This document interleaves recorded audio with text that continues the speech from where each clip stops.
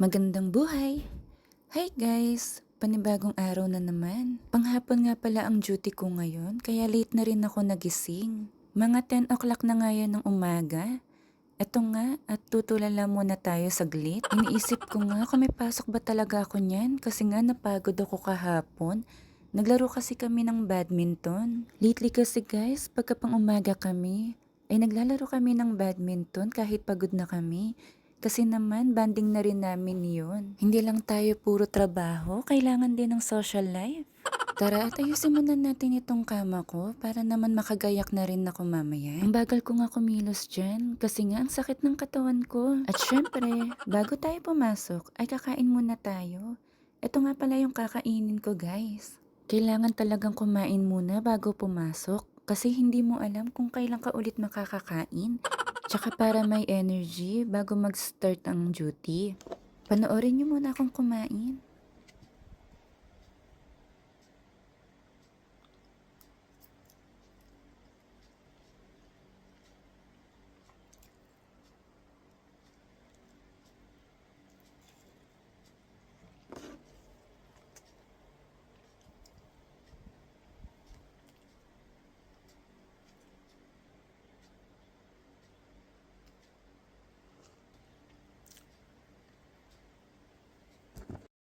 O, 'di ba? Nakabihis agad ako. Sa totoo lang ay malilate na rin ako niyan, pero aawro muna tayo. Ito nga pala ang sinusuot ko pag pumapasok ako. Kasi pagdating sa hospital ay magpapalit din kami ng scrubs. Nilalakad ko nga lang pala papunta doon. Ito nga guys at maganda ang panahon.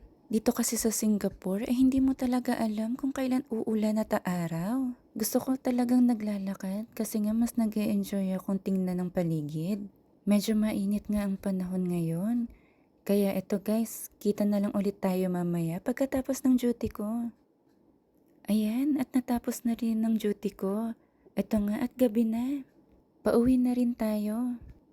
Binilisan ko na lang talaga guys kasi antok na rin ako. Good night sa inyo.